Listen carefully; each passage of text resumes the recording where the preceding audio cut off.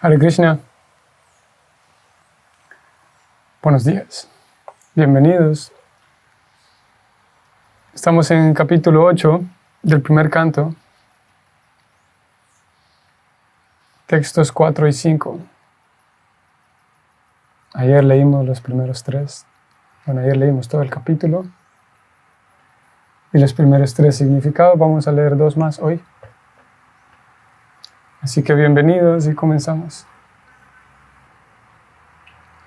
Om Namo Bhagavate Vasudevaya.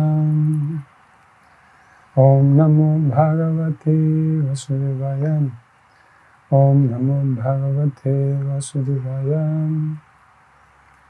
Narayanam Namaskritya Naram Chaiva Narottamam Devim Sarasvatim Vyasam Tato Jayam Virayet Nasta Prayesu Avadresu Nityam Bhagavata Sevaya Bhagavati Rutamashloke Bhaktir Bhavati Naistiki Srimbatam Svakata Krishna Punya Sravana Kirtana Hridyantasto Hyavadrani Vidunoti Suvritsatam Krishna Swadhama Pagate Dharmanyana Divisaha Kalau Nasta Drishamesha Puranarko Dunoitaham. Texto 4 del capítulo 8. Santyayam asam munivir hatavandum sucharpitam bhuteshu kalasyagatim darsayam na pratikriyam. Santyayam asam munivir hatavandur sucharpitam bhuteshu kalasyagatim darsayam na cha pratikriyam. Traducción de este verso y el siguiente. Y significado dados ambos por Srila Prabhupada.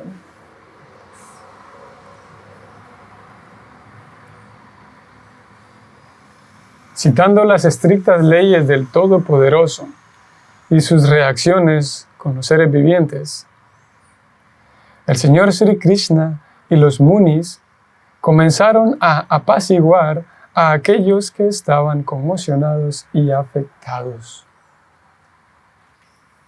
Las estrictas leyes de la naturaleza, bajo la orden de la Suprema Personalidad de Dios, no pueden ser modificadas por ninguna entidad viviente. Las entidades vivientes están eternamente bajo la subyugación del Señor Supremo, el Señor Todopoderoso. El Señor hace todas las leyes y órdenes, y estas leyes y órdenes generalmente se llaman dharma o religión. Nadie puede crear una fórmula religiosa. La religión auténtica es acatar las órdenes del Señor. Las órdenes del Señor están claramente declaradas en el Bhagavad Gita. Todo el mundo debería seguirle solo a Él o sus órdenes. Y eso hará felices a todos, tanto material como espiritualmente. Mientras estemos en el mundo material, nuestro deber es seguir las órdenes del Señor. Y si por la gracia del Señor somos liberados de la garra del mundo material, entonces, en nuestra etapa liberada también, podemos volver a nuestro estado condicional material. No podemos vernos ni a nosotros mismos ni al Señor debido a la carencia de visión espiritual, pero cuando nos liberamos del asunto material y nos situamos en nuestra plataforma espiritual, podemos vernos tanto a nosotros mismos como al Señor, cara a cara. Mukti significa restablecerse en la posición original espiritual de uno después de abandonar la concepción material de la vida. Por lo tanto, la vida humana está específicamente diseñada para cualificarnos para esta liberación espiritual. Desafortunadamente, bajo la influencia de la energía material ilusoria, nosotros aceptamos este pequeño lapso de vida el cual dura solo unos cuantos años, como nuestra existencia permanente, y así nos caemos en la ilusión de todo lo que, gracias a lo que poseemos, al supuesto país, hogar, tierra, niños, familia, comunidad, riqueza, etc., los cuales son falsas representaciones creadas por la ilusión, por Maya.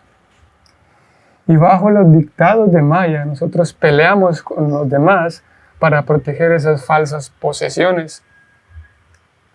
Por el cultivo del conocimiento espiritual podemos entender que no tenemos nada que ver con toda esta parafernalia material, con todas esas cosas materiales.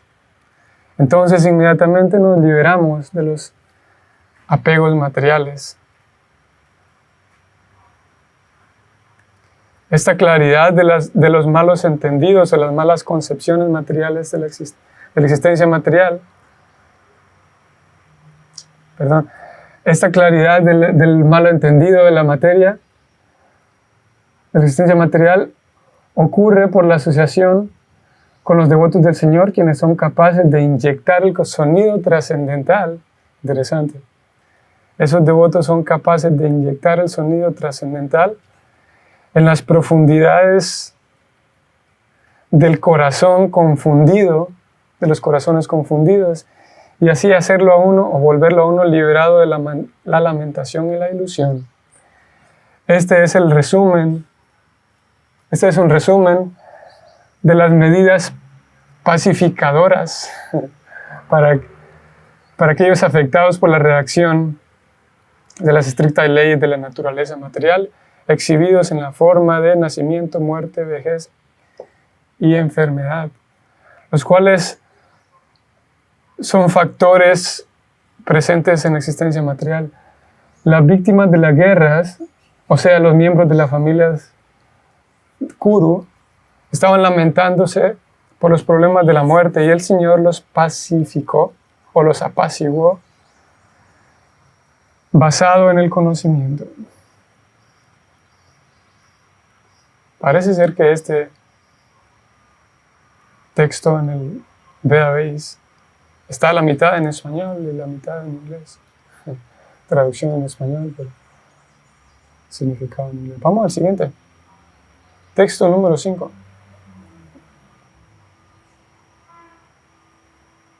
Aunque creo que,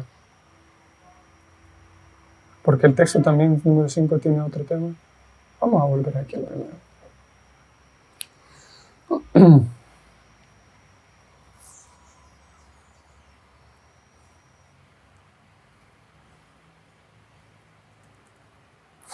Hace algunos días con algunos amigos hablamos acerca del tema de la muerte.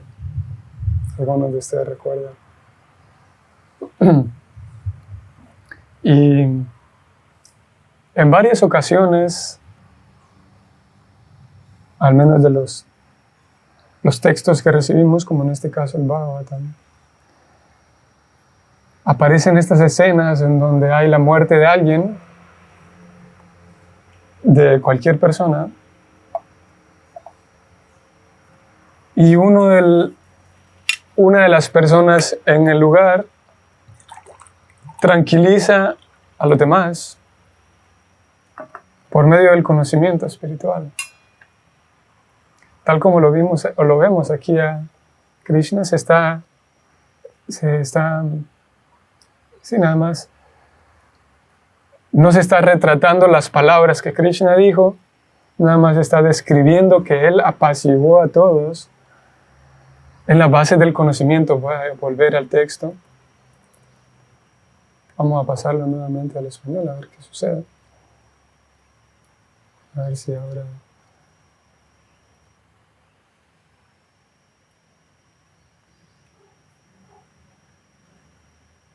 Vean que cuando lo pasamos a español hay una parte que se corta.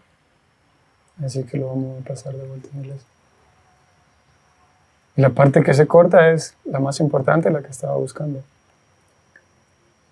Y es que se dice que el Señor los apaciguó a aquellos que estaban tristes por la pérdida de sus familiares.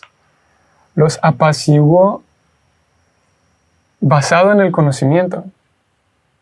Vamos a ir más arriba. Las víctimas de la guerra, o sea, los familiares de los miembros de la dinastía Kuru, estaban lamentándose de los problemas de la muerte, y así el Señor los apaciguó a ellos basado en el conocimiento, en base al conocimiento. Así que, como digo, hay muchas descripciones de cómo en ese momento en el cual se experimenta la pérdida de alguien o la muerte de alguien, a lo que comúnmente llamamos la muerte,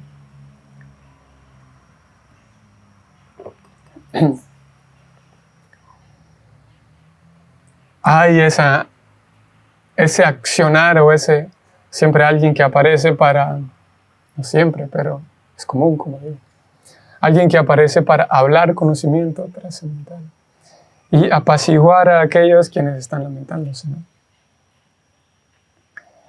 Y eso lo vemos, por ejemplo, bueno, aquí aparece Krishna diciendo, apaciguándolos y hablando palabras agradables.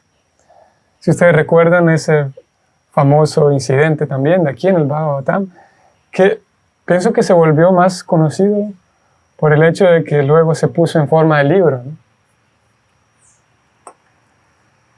Y es la historia del rey Chitraketu con su hijo. Algunos de ustedes recordarán.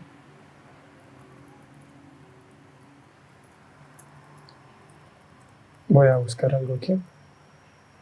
Algunos de ustedes recordarán, ¿no?, que el rey Chitraketu tenía muchas esposas. Y él pidió una bendición a Narada Muni, justamente. Pidió esa bendición de por fin tener un hijo, tener por lo menos un hijo. Narada Muni le dice, ok, pero tengo que decirte que pues este hijo va a traerte no solamente mucha felicidad, como naturalmente ocurre, como ocurre en circunstancias normales, ¿no?, que la llegada de un hijo a la familia trae felicidad. Entonces Narada Muni dijo, bueno, este niño va a ser causa de mucha felicidad, pero va a ser causa de mucho sufrimiento. Y Chitraketu dijo, sí, no hay problema, yo sé que así pasa con los niños, ¿no? Él no tenía ningún hijo, y era su primer hijo, y aparte era el rey, pues tenía que haber hijos para el reino, ¿no? Y entonces el niño nació. Él tenía muchas esposas y naturalmente el niño tenía que nacer nada más de una sola esposa, no podía nacer de todas al mismo tiempo. Entonces nació de una esposa que era la más joven. Y bueno, él estaba tan contento, tan feliz, pero al mismo tiempo las demás reinas, se pusieron un tanto envidiosas con la reina que era la mamá del niño, ¿no? Entonces decidieron matarlo al niño, hicieron todo un plan para envenenarlo. Así que un par de días después de que nació, el niño había muerto, ¿no? Y el rey Chitraketu estaba tan desconsolado, pero fuertemente.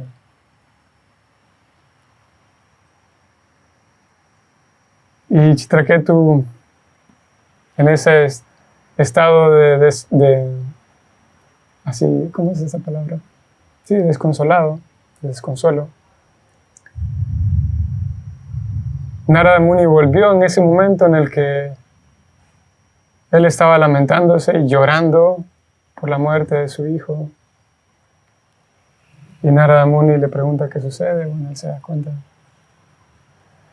Y Narada Muni hace volver al alma, al cuerpo del niño que está allí tirado. Y hace volver al alma y el niño lo ve a Narada Muni después de muerto. El niño lo ve y dice, ¿qué pasó, mi querido niño? ¿Por qué te fuiste? ¿No ves que tus papás aquí están llorando porque tú te fuiste. Intriga en el palacio, es el nombre del libro. Intriga en el palacio. El niño dice, ¿cuáles papás? El niño no los reconocía. Claro que hasta ese momento, pues, era un niño, como digo, era un infante. Pero cuando volvió después de muerto, tenía una capacidad muy buena para hablar y razonar, ¿no? O sea, no era un niño más. Él dijo, ¿cuáles papás? En realidad, he tenido tantas vidas, que he tenido tantos papás y tantas mamás, que ya me olvidé de toda la lista de papás y mamás que he tenido.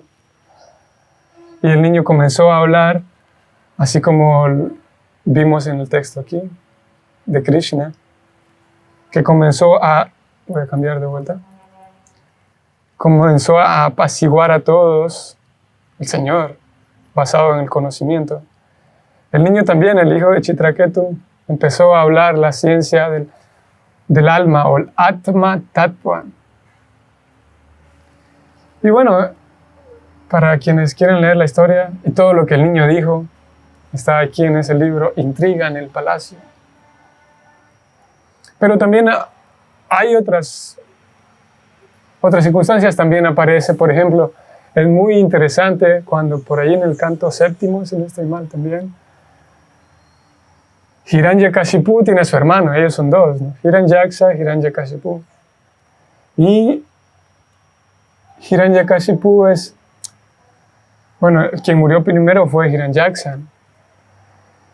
Y Hiranyaksha murió a manos del Señor, y Krishna, o el Señor Vishnu, apareció en esa ocasión en la forma de Varaha, en la forma de un jabalí. Entonces Krishna lo mató a Hiranyaksha. Hiranyakashipu estaba ahí lleno de rabia, porque él sabía que fue Vishnu quien vino a matar a mi hermano. Entonces de ahí en adelante él se armó de valor, se puso así súper decidido, Hiranyakashipu, para ir a hacer sus meditaciones, para obtener la bendición de que nadie me pueda matar, ni el Señor Vishnu.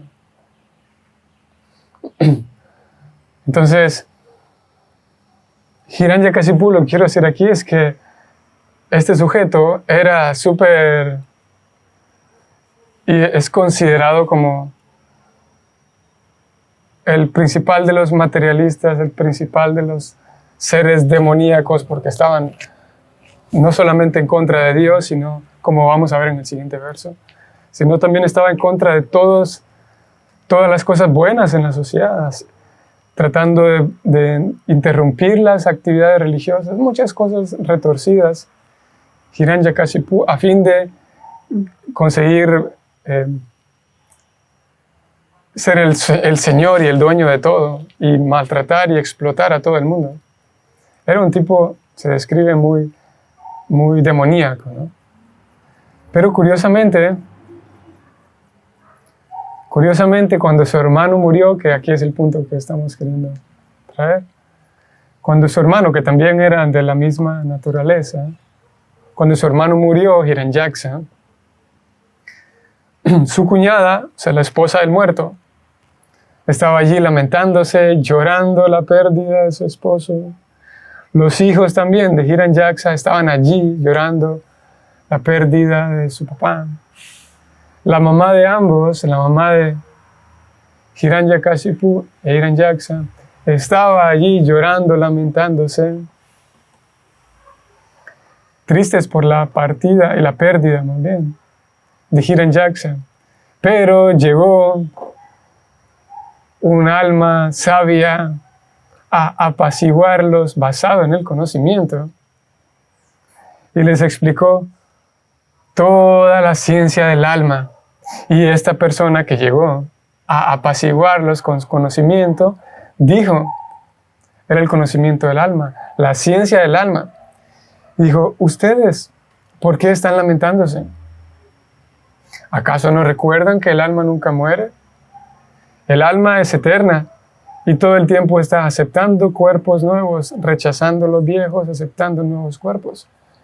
Y el alma, por pura ilusión, cree que como aquí leímos, este personaje en esta escena dijo, el alma por ilusión cree que su familia es la única familia que ha tenido y la única familia que va a tener. Pero al momento de morir, el alma recibe nuevos padres de acuerdo a lo que merece. Y empezó a hablar el Atma Tattva, la ciencia del alma. Dijo, el alma nunca puede ser de una sola nacionalidad. El alma no pertenece a ninguna familia. Va errando de un lugar a otro, recibiendo las leyes del karma. De tal manera que los familiares de Hiranyaksha, que estaba muerto, comprendieron y recordaron ese conocimiento que ya sabían. Y dijeron, es verdad, Hiranyaksha no ha muerto, no murió. Y nosotros aquí lamentándonos. Total que lograron apaciguarse los familiares de Hiranyaksha, gracias al Atma Tattva, al conocimiento científico acerca del alma. Y curiosamente la persona que los apaciguó era el mismo Hiranyakashipu. El mismo Hiranyakashipu que se le tiene, y no solamente se le tiene, sino es el ateo más declarado así. Ateo declarado en el sentido de que estaba en contra de Dios incluso, no solamente de que no creía en Dios, sino más bien estaba en contra de Dios. E hizo todo lo posible por detener el plan, podemos decir, el plan del Señor, ¿no? La cuestión está al punto que trato de llegar, es que incluso Hiranyakashipu, en ese momento crítico, supo cómo ayudar a sus familiares basados en el conocimiento del alma. Y curiosamente él tenía suficiente conocimiento acerca del alma, de la ciencia del alma. No es que Hiranyakashipu, como un lunático, esa palabra un poco extraña, lunático, o como un ateo incluso, pero sabía muy bien acerca de la ciencia del alma. Y no es que, en el caso de Hiranyakashipu y otros similares a él, no es que eran almas así perversas, personas así súper perversas y en contra de Dios, pero por el hecho de ser ateos, querría decir que carecen de todo conocimiento. Y lo cierto es que con Hiranyakashipu y otras personas como él, son personas que tienen mucho conocimiento. Mucho conocimiento en este caso acerca del alma. Y personas muy capaces, ¿no? Así que no querría decir que una persona entre más conocimiento tenga, más está cerca de Dios. Hiranyakashipu era un erudito en muchas áreas, como en este caso, incluso en el área de la ciencia del alma. Eso quiere decir, por conclusión, que ni siquiera el memorizar un montón de libros me hace despertar el amor por Dios. Hiranyakashipu sabía todo esto relacionado con el alma, pero el memorizar todos esos detalles del alma no le hacían despertar su amor por Dios, porque no es el conocimiento, no son los datos adquiridos que hacen despertar el amor por Dios en una persona.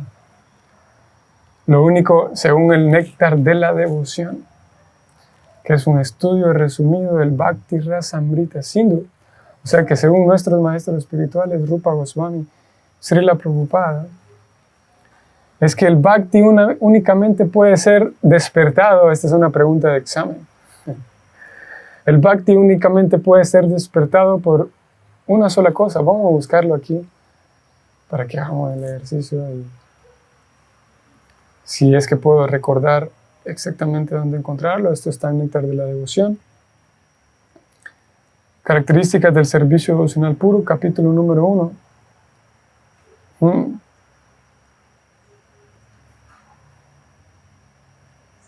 No está en el capítulo número 1. Vamos a ver capítulo número 2.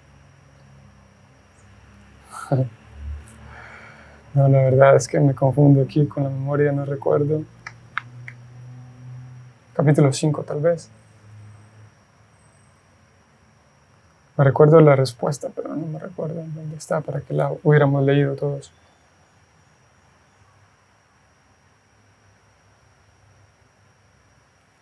Bueno, vamos a olvidarlo. El bhakti, o sea, el amor supremo y el amor puro por el Señor Supremo. Y el amor verdadero, el amor real que se experimenta hacia Dios y de Dios, y que se experimenta hacia los demás y se recibe de los demás. Es que se llama bhakti, ¿no? Es el amor. Únicamente puede ser despertado a través de la ejecución de servicio devocional puro. El bhakti solamente puede ser despertado por el bhakti mismo. El bhakti no depende de cuánto conocimiento tenga la persona. O el mismo, aparte del conocimiento, podemos incluso, no sé si a todos nos ocurra, pero a una cantidad suficiente de Vaishnavas nos ocurre que podría dar la impresión de que entre más yo memorizo cosas, pues soy mejor devoto, ¿no? Entre más libros leí, eso quiere decir que soy un mejor Vaishnava. Podría haber esa impresión, ¿no? Esa idea. Y si bien es cierto, y todos estos días previos hemos estado hablando, o un par de días previos hablamos de la importancia del conocimiento, ¿no? Prabhupada, mostramos esa carta, leímos esa carta, Prabhupada diciendo la importancia del conocimiento, porque si algo lo entiendes con la inteligencia, eso es casi espiritual. Sin embargo, no está obligado el bhakti a que, bueno, entre más libros leo, pues más por obligación el bhakti se despierta. Porque, como hemos dicho también, hay casos especiales, pero hay casos en donde, a pesar de la persona llevar una vida sencilla en el sentido de ningún tipo de estudio, digamos, o ningún tipo de conocimiento así externo de datos, aún así el bhakti puede manifestarse porque es libre, ¿no? El servicio devocional amoroso y el amor puro por el Señor puede surgir incluso en aquella persona que, y hay suficientes casos en nuestra tradición de devotos que no se centraron en ese aspecto de la adquisición de datos y lectura de libros. Uno de nuestros mismos maestros espirituales ni siquiera sabía leer, ni siquiera sabía escribir su propio nombre, pero era un devoto puro muy exaltado. Maestro espiritual de Bhaktisiddhanta Sarasvati, y su nombre es Gaura Kishore Das Babaji. Él no sabía ni siquiera escribir su propio nombre. Bueno, algunos textos dicen eso. Pero y Bhaktisiddhanta Sarasvati le pidió, por favor. Y Bhaktisiddhanta Sarasvati, cuando vemos quién es él, quién era un cerebro completo, Bhaktisiddhanta Sarasvati, era un cerebro de verdad en muchas áreas, en la astrología, en la astronomía, por ejemplo. Y era un genio en cuanto a conocimiento, podemos decirlo académico. Pero él entendió que hay un Vaishnava exaltadísimo que es Gaura Kishore Das Babaji. Y lo mismo Bhakti Vinod Thakur. Bueno, para quienes conozcan estos personajes, me están siguiendo el paso. Para quienes no, tal vez están perdidos. Estoy mencionando a 3 de nuestros grandes maestros espirituales. Y Bhakti Vinod Thakur también, al final, hacia el final de su vida, no al final, pero más en sus días últimos, en sus años últimos, fue donde Bhaktisiddhanta, donde Gorakishore Babaji, a pedir que por favor usted inícieme en la orden de vida de renuncia. Y Gorakishore Babaji ahora inició a Bhaktivinoda Thakur como un Babaji. Y Bhaktivinoda Thakur también era otro genio en cuanto a eso, en cuanto al conocimiento. Y ambos se acercaron conociendo la grandeza de Gorakishore Babaji. Así que no es que el Bhakti esté obligado a que entre más datos aprendo y más datos memorizo, pues voy a ser un mejor devoto, ¿no? Y como decía, podría dar esa impresión. Incluso lo mismo podría dar la impresión de que entre más austeridades hago, soy un mejor Vaishnava. Lo vemos de vuelta a Hiranyakashipu. Cuando Hiranyakashipu hace sus austeridades, algunos de ustedes sabrán la historia, él mantuvo una postura, una asana de yoga, durante años enteros parados, él parado en una sola pierna, en una sola pierna. Y bueno, esa es otra historia, de cómo incluso las hormigas empezaron a comer su cuerpo y él estaba con su mente completamente fija en lo que estaba haciendo. El mismo Hiranyakashipu. Entonces cuando desciende el señor Brahma y le dice, estoy complacido contigo, vine a darte una bendición. El señor Brahma dice, mi querido Hiranyakashipu, nadie en el pasado ha hecho austeridades tan geniales como las que tú hiciste y nadie en el futuro va a ser capaz de replicarlas. Así que tampoco la austeridad podría dar la impresión de que entre más austeridades hago y entre más cosas así austeras hago, soy mejor devoto.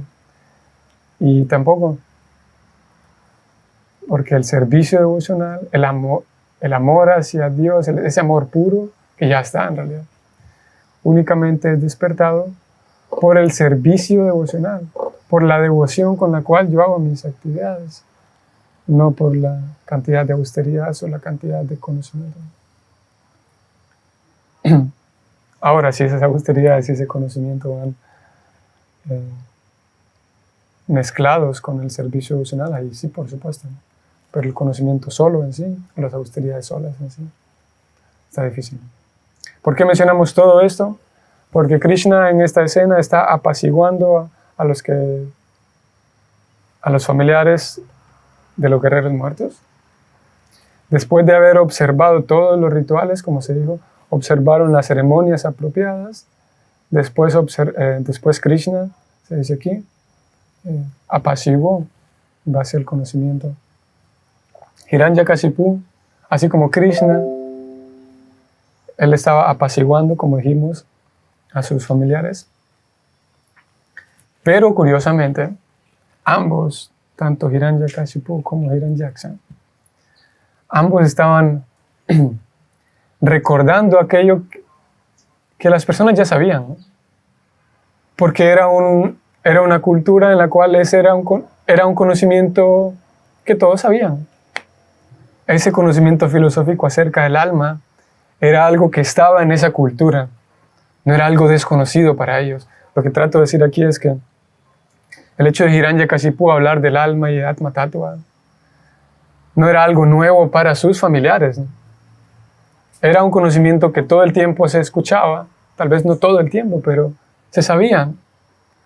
Así que cuando Hiranyakashipu, o mismo Krishna, cuando Krishna expone esa verdad acerca del alma, es únicamente recordar algo que ellos ya saben, aquellos parientes ya saben.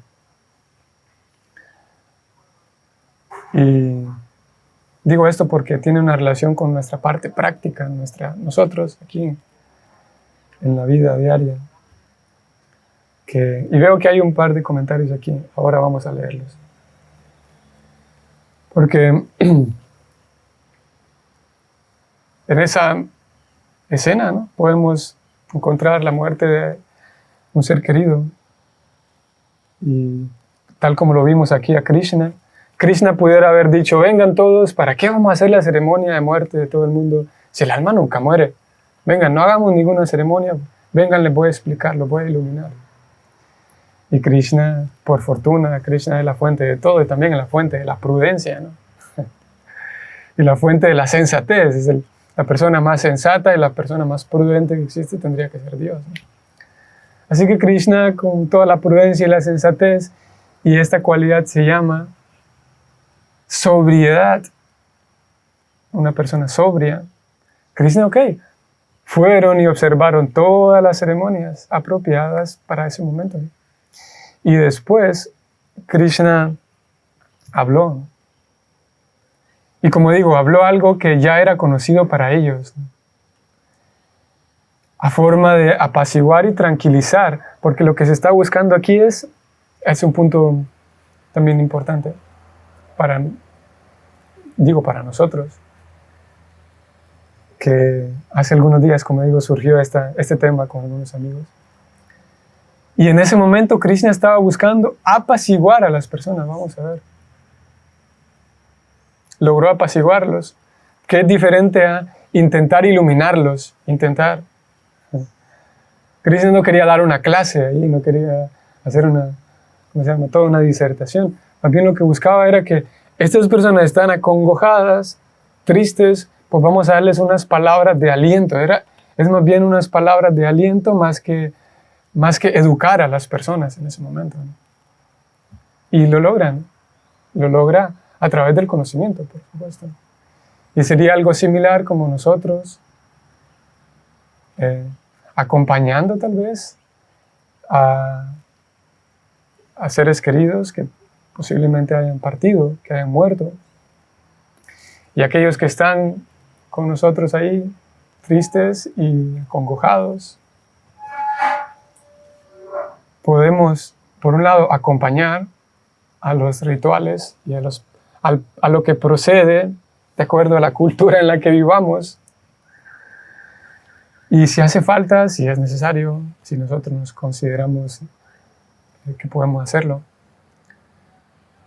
más que iluminar y dar una clase de que el alma es esto y lo otro, como digo, si nos compete, buscar esa apaciguar, ¿no? Como recordar a quienes nos rodean que, en fin de cuentas,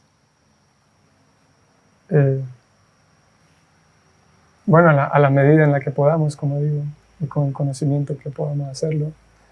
Y hay ocasiones en donde se requieren palabras, y esas palabras, como repito, o como lo que estoy tratando de decir es que busquen, que lleguen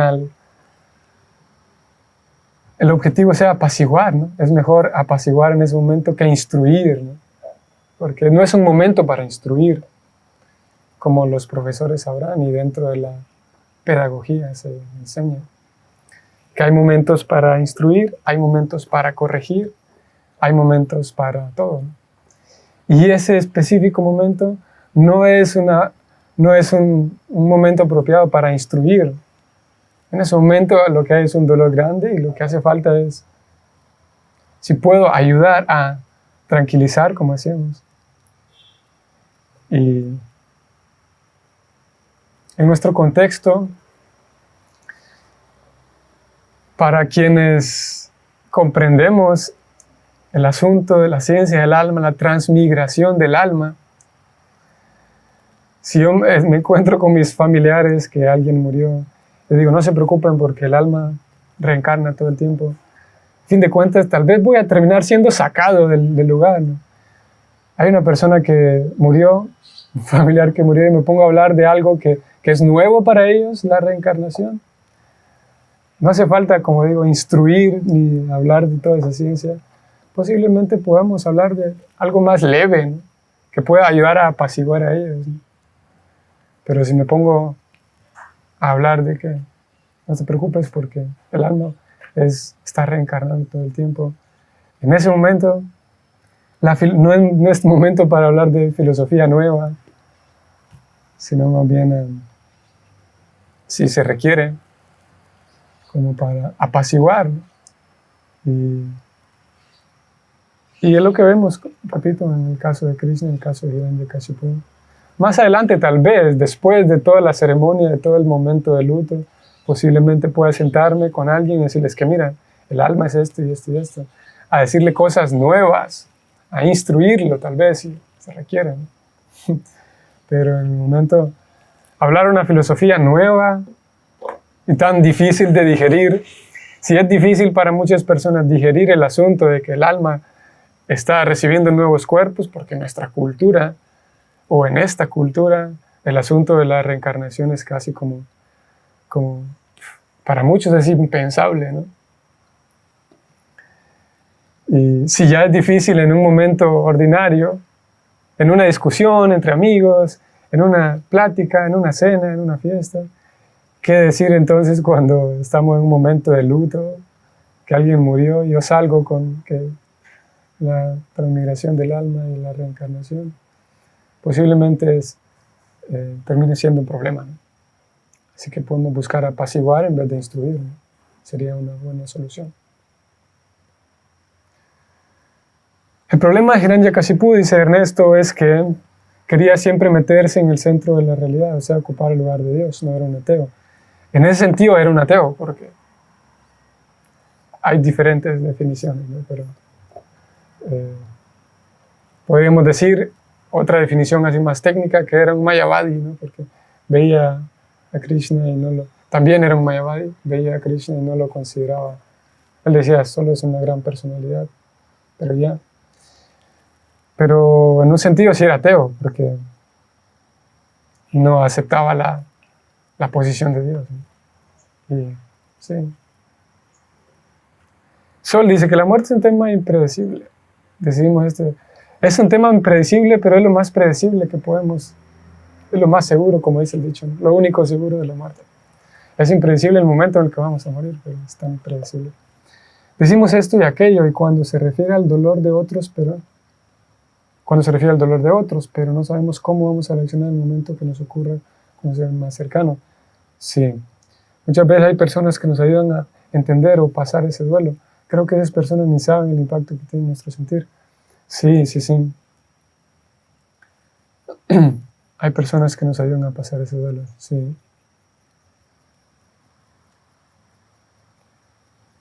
Sí, generalmente, y como la gran mayoría de personas, no estamos pensando en eso, en la muerte, ¿no? No es algo que pareciera que va a ocurrir tan lejano a la muerte, no pareciera que no va a morir en cualquier momento. Nos puede agarrar como en curva, de sorpresa, la muerte de alguien cercano, ¿no? Y de acuerdo al estado emocional de la persona, y de acuerdo también a la capacidad de cómo la persona ve la vida. Como la persona ve la vida, así mismo verá la muerte de alguien cercano. Sí, Ernesto, definitivamente es difícil en esos momentos tan dolorosos explicar la ciencia del alma. Es más difícil explicarlo a alguien que nunca lo ha escuchado. Por eso decía que Krishna apaciguó y Hiranyakashipu lo mismo, y hay otras escenas, como decíamos, apaciguaron a personas con la ciencia del alma, a personas que ya habían escuchado la ciencia del alma. Así que no era nada nuevo, solamente era como recordar. El mantra 7 del Sri Upanishad es el que leo a quienes me piden palabras en un momento de duelo. Prabhu Durmadana, sí. Sí, mantra 17 de Upanishad. Es interesante ahora que es diferente cuando alguien pide, cuando alguien sabe que lo que voy a escuchar, que ya es otra cosa, ¿no? Cuando alguien pide palabras, cuando alguien pide que alguien hable, es distinto poder hablar. Y sí, la muerte es un momento en el que reflexionamos toda la vida, el sentido de la vida es muy personal. Sí. Bueno, esto lo decíamos porque Krishna fue empático con las personas, acompañó toda la ceremonia de duelo, la ceremonia de todos los rituales que correspondían para ese entonces. Y lo mismo nosotros, ¿no? Iba a concluir aquí, pero hay un punto más que me viene a la cabeza, y es que lo mismo nosotros que podemos, y es una opción, ¿no?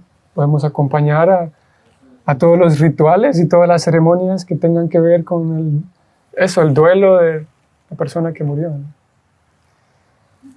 Posiblemente no compartamos, posiblemente yo no comparta el procedimiento de duelo, o sea, porque en ese momento en el que alguien muere ya ahora es irrelevante si yo, por ejemplo, yo soy ateo, por ejemplo, por poner una posición, y murió alguien en mi familia.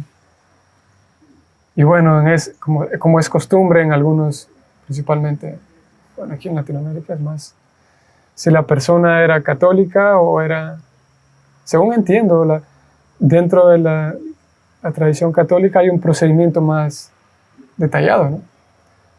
Supongamos que, bueno, murió tal y cual persona en mi familia, yo soy ateo, pero bueno, en ese momento es más irrelevante mis creencias, si creo o no creo en Dios. Podría, es una opción, como digo, ¿no? En fin de cuentas, todos, como dice Ernesto, es algo muy personal todo. En fin de cuentas, podría acompañar en esa ceremonia también.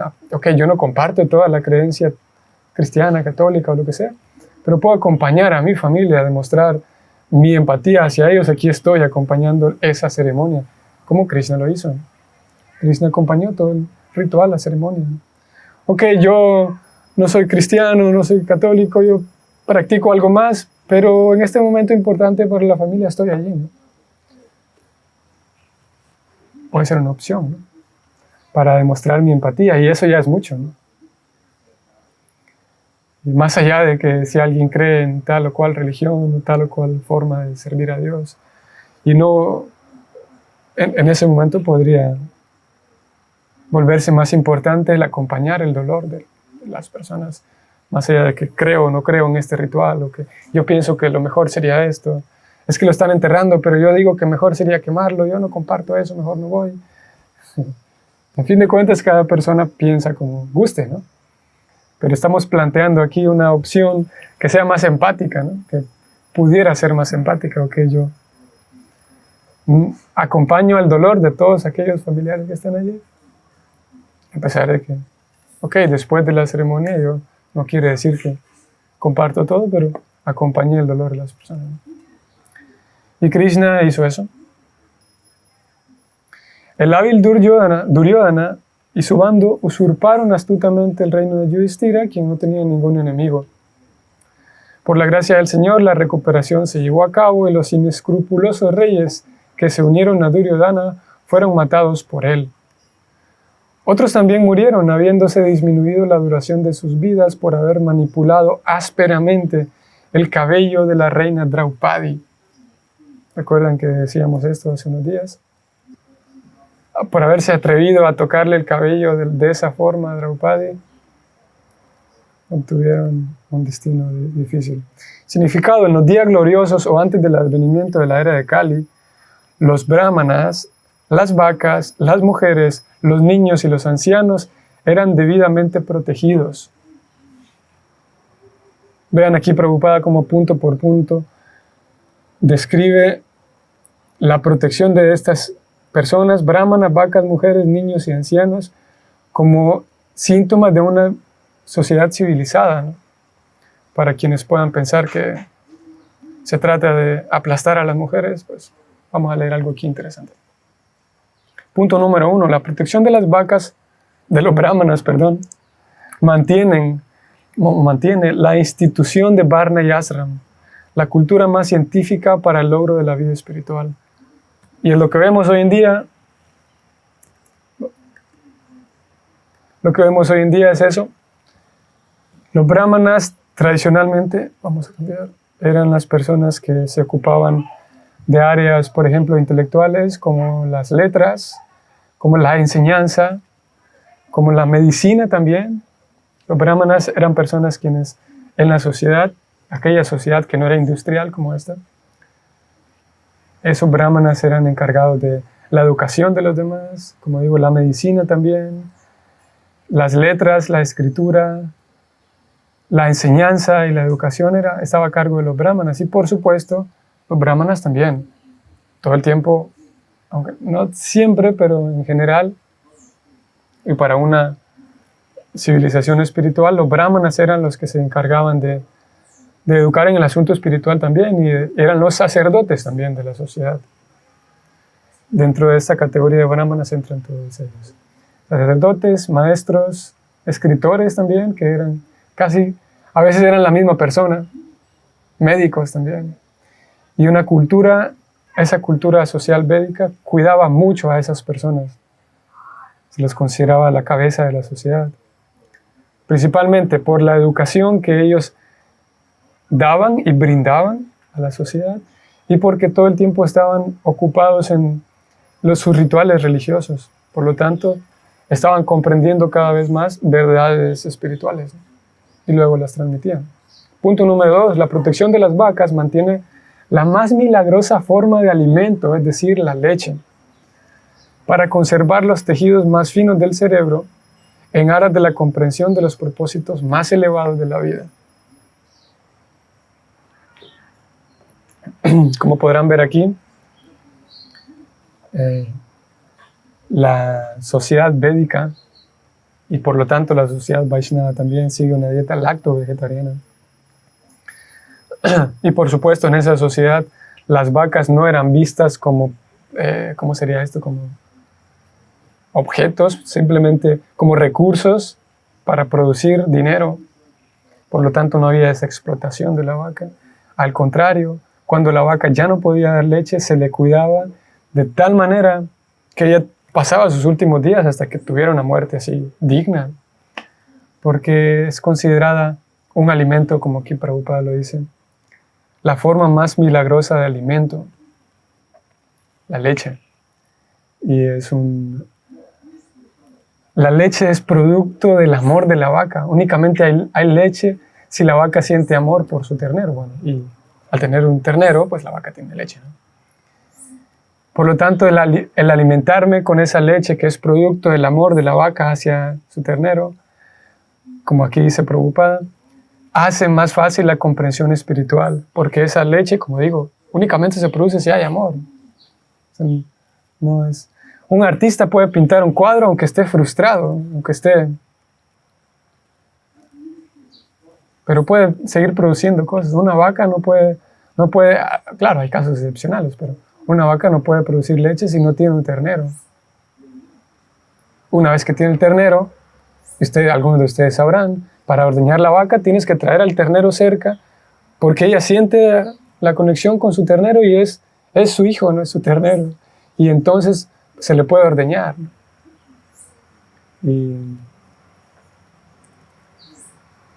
claro, hoy en día se comprende, algunas personas tienen una postura vegana en el sentido de no consumir leche industrial por la cantidad grande de crueldad hacia las vacas, porque las vacas no son vistas como tales, lo cual es una postura interesante y muchos Vaishnavas toman ese estilo de vida, no consumir leche industrial. Algunos otros Vaishnavas dicen, ok, seguimos consumiendo leche industrial. Este es otro tema, ¿no? Pero en aquella sociedad védica antaño, la vaca es considerada una fuente de vida, y si algunos de ustedes tienen gatos y perros, se dan cuenta que los gatos y perros tienen una inteligencia increíble para relacionarse con los humanos. Tenemos que decir que las vacas tienen una inteligencia mucho mayor que la que tienen tus mascotas, los perros y los gatos. Si pueden ellos, como gatos y perros, desarrollar una inteligencia para relacionarse contigo, las vacas lo tienen una capacidad mayor. Son animales mucho más naturales para relacionarse con el ser humano, y su leche es importante para la comprensión espiritual. Según toda la filosofía védica, según los Vedas. Por ahí también está la idea de que el ser humano no debe alimentarse con ningún producto animal porque el ser humano debe ser autosustentable, que es un poco también dentro de la moralidad, también dentro de la moralidad vegana. Dentro de la comprensión védica, dentro de todos los textos védicos, es otra idea. La leche, la miel son alimentos que se ofrecen a Krishna, son alimentos que están presentes. Y Eso, seguimos. La protección de las mujeres mantiene la castidad de la sociedad, mediante la cual podemos obtener una buena generación para la paz, la tranquilidad y el progreso de la vida. O sea, la tranquilidad, la paz y el progreso de la vida depende en una sociedad. Paz, tranquilidad y progreso de la vida dependen en una sociedad en qué medida esa sociedad protege a las mujeres y cuida a las mujeres. No las protege y las cuida porque sean inútiles, sino al contrario, aquí se está poniendo, como vimos, brahmanas, que son las personas más valiosas en la sociedad, por lo que ellos pueden educar, las vacas por el alimento, y las mujeres no porque sean inútiles se les protege, sino al contrario. Así que, vamos aquí. La protección de las mujeres mantiene la castidad de la sociedad y todo lo demás, para que haya paz, tranquilidad y progreso en la vida. Cualquier ser humano cuerdo, pues busca protección. Todos buscamos protección. Todos nos quejamos con el presidente porque hay mucha violencia. Y todos queremos vivir en un lugar seguro. Todos cerramos la puerta en la noche porque queremos vivir protegidos. Así que el hecho de... Menciono esto porque a veces está la impresión de que yo no quiero ser protegido por nadie. Yo no quiero ser protegido por nadie. Pero lo cierto es que todos buscamos protección. Y cualquier persona inteligente busca protección. Cualquier persona inteligente...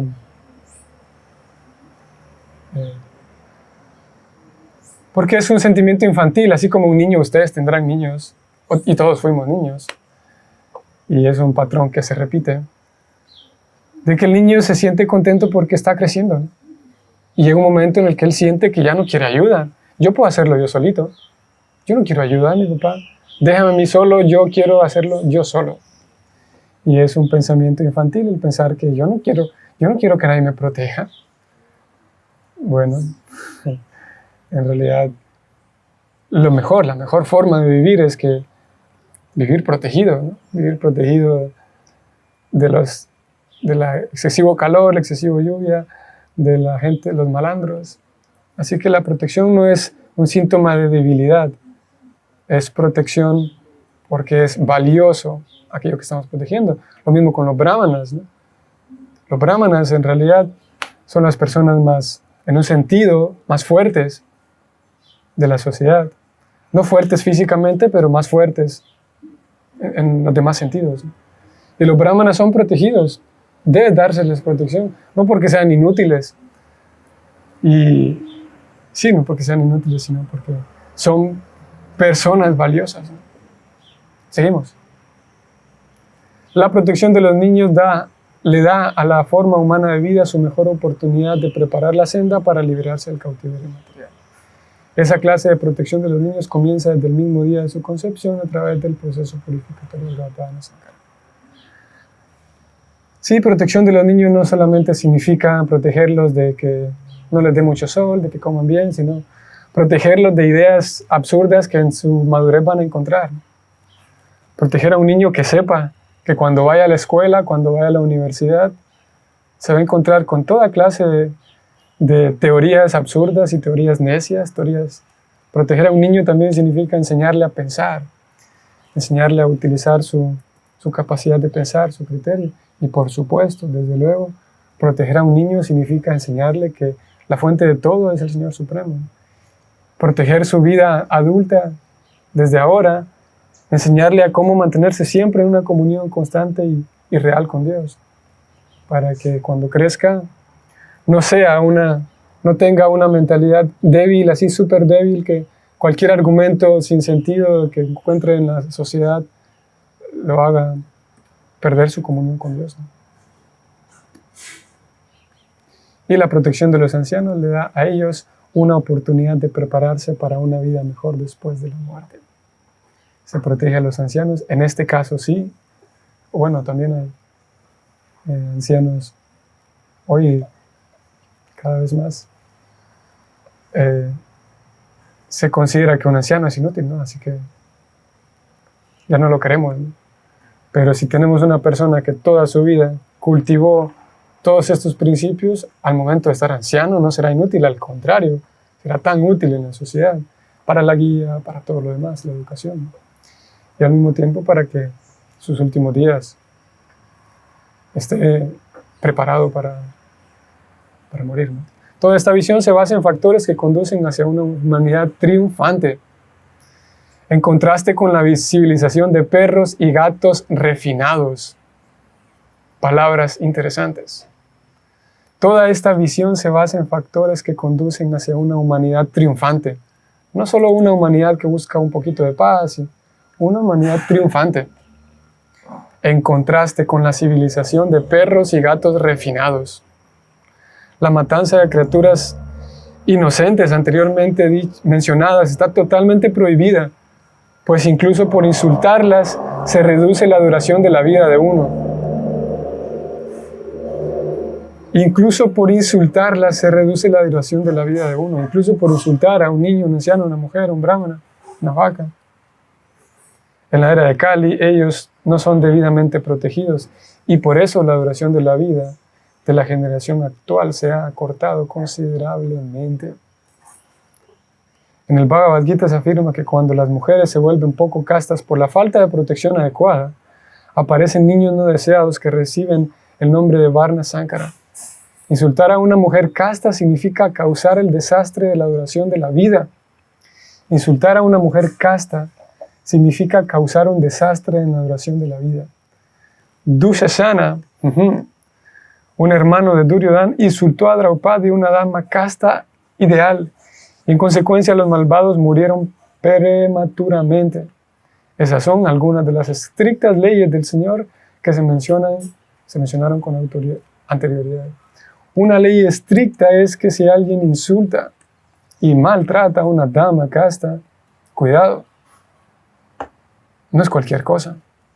Así que de ninguna manera ni el Bhagavad Gita, ni el Bhagavatam, ni nuestro movimiento de conciencia de Krishna pretenden patrocinar el insultar y el maltratar a las mujeres. Y hay diferentes personalidades de mujeres. Y entre más la mujer es casta y es una dama, cuidado. Así que hasta aquí llegamos hoy. Hay otros 3 comentarios. Otros nos quedamos estupefactos y como les consuelo a los que pasan por el duelo. Solo sabemos brindar nuestro total silencio y distancia. El duelo es un tema complejo y puede resultar difícil como saber diligenciarlo. Sí, es otra técnica, otra forma. Claro. Los cerdos tienen la capacidad mental. Cerdos creo que es. Es que no distingo esa carita. Es un animalito, pero... Sí, los cerdos tienen una capacidad mental, un IQ de un niño de 3 años. Curioso, ¿no? Sí. ¿Qué decir entonces a las vacas y otros animales, no? Prabhu. Qué interesante y bonitas esas palabras. Muchas mujeres siguen pensando que no son valiosas o no merecen protección. En ese pensamiento está la discriminación. Quizás nosotras mismas somos las que ponemos esa barrera. Lo vamos a hablar algún día. Sí, el Bhagavatam dice, cuidado, si maltratas a una mujer, si insultas a una mujer, tenga cuidado, ¿no? Y al mismo tiempo, así como hay ancianos, como decíamos, ancianos que son respetables y que son sabios y que vivieron una vida digna y así buena vida, esos ancianos merecen una mayor protección, o todos, ¿no? Pero en el sentido de que son más valiosos para la sociedad. Si un anciano que pasó creando problemas, ok, está bien, igual merece protección, pero no es la misma valía, ¿no? Y lo mismo con las damas, ¿no? Hay damas que son damas con letras mayúsculas y que se les dará un mayor trato, un mejor trato. Un texto bonito para quienes quieran recordarlo, para quienes quieran memorizarlo. 185. El cuidado de la sociedad. El cuidado de estas personas en la sociedad son factores que conducen a una humanidad triunfante y no solamente una civilización de perros y gatos refinados como en la que hoy vivimos, queridos damas y caballeros. Que pasen un feliz día. Hoy estamos en jueves, ¿verdad? Sí. Nos vemos en la tarde. Nos vemos mañana. Hare Krishna.